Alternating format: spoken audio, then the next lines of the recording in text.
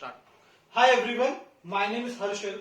In this video, we are going to talk about the polymorphism.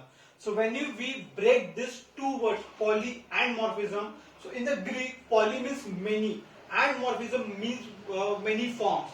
So when we combine these two particular words, so as per Greek meaning, one object having a different behavior, or a single person having different behavior. So in this particular Java language, this can be achieved by two methods. First is your method overloading, then your method overriding. So we will see one by one what are these two meanings and how we can achieve these two. First, we will talk about the method overloading. It is also known as compile time polymorphism. So it is going to exist on the time of compilation. When we run or compile our program, on time it will be checked. That's why it is also known as your polymorphism, which is compile time polymorphism. Also, it is known as your static polymorphism. So in this particular method overloading, to achieve we have two ways. First, you can overload the parameters, means number of parameters. Second, the type of parameters or your data type of parameters. So first we will talk about the number of parameters.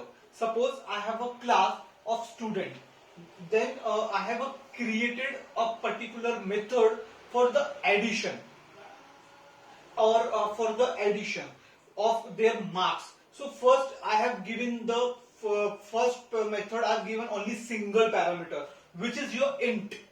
Then I have created another method and I have given two numbers, number 1 and number 2.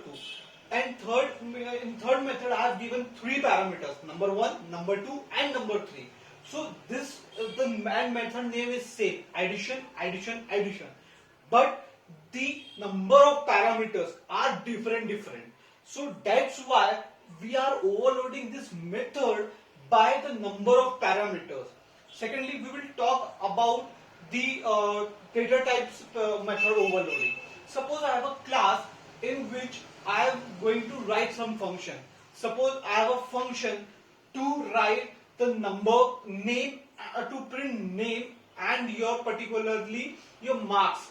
So first I have given the number which is in int num1 and then the particular string name. In second method I am giving the number in float num1 then your string name. So as the data type is different, it is going to be method overloading by the data type. So this particularly we can achieve the method overloading. Now we will talk about the overriding, which is your runtime polymorphism. So this is exists on the runtime. That's why it is known as the runtime polymorphism. So this particular over method or your overridden method is basically done when we use the concept of inheritance. So suppose I have a super class and then I have a subclass. In that the method name should be same and it should be have a same parameter also.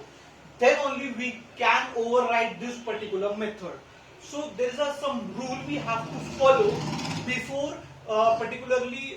before doing the overriding. For the overriding we have a certain rules. First we have to check if that particular method is present in your superclass or not. If it is not, then we will get the compilation error. Then we will check if this method is overridden or not. If it is overridden, then the method of your subclass will be called.